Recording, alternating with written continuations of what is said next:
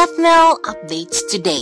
Sa mga dumarating at di pa dumating ay nagpapasalamat ang ating Kathnel Tambalan dahil nagwagi na naman sila at napili sila bilang isang the face of Kapamilya Stars, Catherine Bernardo.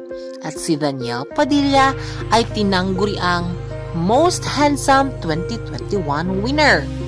This was the second time that Daniel Padilla was preached as the most handsome on 2019.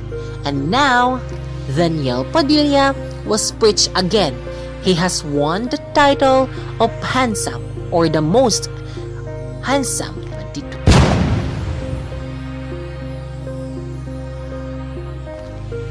At Catherine Bernardo naman ay the face of the Kapamilya Stars this month of April. Ang sarap pakinggan, mga ka-Kathnel fans na nanalo o nakatanggap na naman ng isang malaking karangalan ang ating Kathnel Tambalan. Anya pa nga ni Catherine Bernardo at ni Daniel Padilla na nagpapasalamat sa ating poong may kapal na laging gumagabay at sumusuporta sa kanila palagi. At sa mga ka-Kathnel fans na di bumibitiw sa pagsuporta ng Kathnel. God bless you mga ka-Kathnel sa inyong lahat. Naway di kayo magbabago at di nyo kami pababayaan.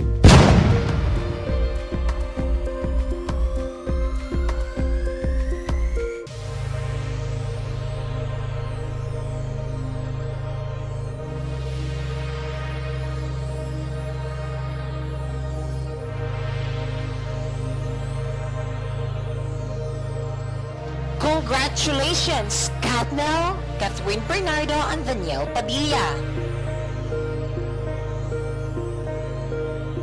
Soar high, Kathnel.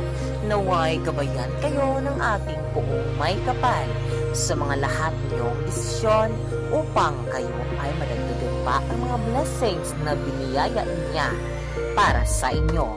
Naway di kayo makalimot sa inyong pinanggalingan.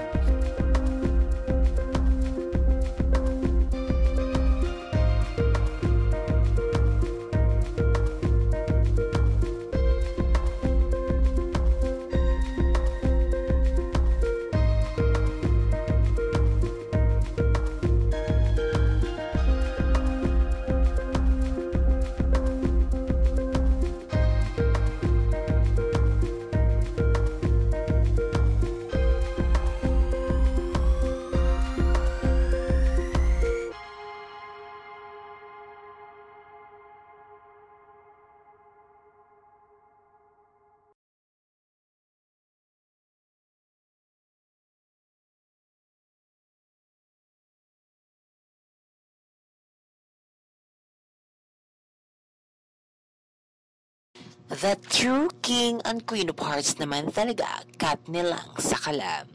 At kung ikaw ay baguhan sa aking channel, huwag kalimutang mag-subscribe at i-click ang notification bell at comment down below para updated kayo sa bago kong video. God bless mga ka-Kathnel. Bye-bye!